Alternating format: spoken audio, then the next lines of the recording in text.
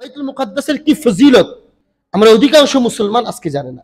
অথচ আজ থেকে 100 বছর আগেও যখন তুর্কি খেলাফত ছিল, যেভাবে ওই সময়ে মুসলমানদের খেলাফতের সময়ে হজের মৌসুমে যখন হজ কেন্দ্র করে গোটা দুনিয়ার সমস্ত মুসলমানরা মক্কায় একত্রিত হতেন, হজের পরে হজ শেষ হওয়ার পরে রাসূল করিম সাল্লাল্লাহু আলাইহি ওয়া আলিহি ওয়াসাল্লামের রওজায়ে আনোয়ারে কবরে আতহার জিয়ারত করার জন্য মদিনা শরীফ যাইতেন।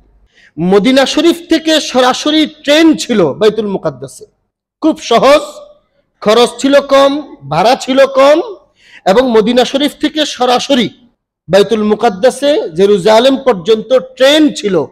মুসলমানরা, হাজী সাহেবরা বেশিরভাগ, বিশেষ কোনো ব্যস্ততা না থাকলে, যদিও এটা হজের অংশ নয়, মসজিদের নববীতে হাজিরা দেওয়া এটাও হজের অংশ নয়, এরপরেও কোন সে পাষাণ লোক যে হজ করার পরে মাত্র অল্প কিছু সফর করে মদিনায় না গিয়ে দেশে চলে আসে, এমন লোক আপনি খুবই কম পাবেন।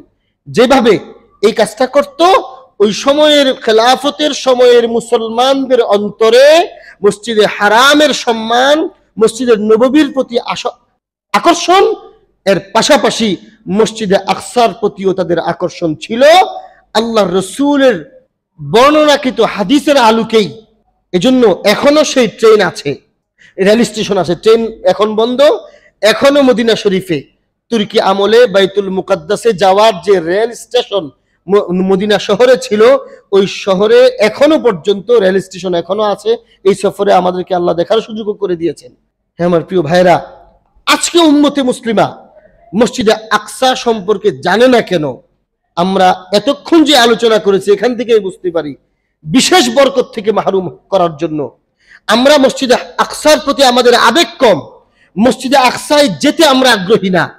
আমরা যেভাবে গোটা মুসলমানদের মধ্যে বেশিরভাগ মুসলমান তো আপনি এমন পাবেন যারা অন্তত জীবনে একবার হলেও মসজিদে হারাম, মসজিদের নববীতে যেতে চায়, আল্লাহর পবিত্র ঘর দেখতে চায়, আল্লাহর রসুলের পবিত্র রওজা আনোয়ারের পাশে গিয়ে দাঁড়িয়ে সালাম পেশ করার, রসুলের মসজিদে গিয়ে নামাজ পড়ার আগ্রহ আছে অধিকাংশ মুসলমানের। কিন্তু কতজন মুসলমানের আগ্রহ আজকের জমানায় মসজিদে আকসায় যাওয়ার ইচ্ছা আছে? অথচ অসংখ্য হাদিসে রসুল আগ্রহ প্রকাশ করে আমাদেরকে আগ্রহ থাকার জন্য উদ্বুদ্ধ করেছেন।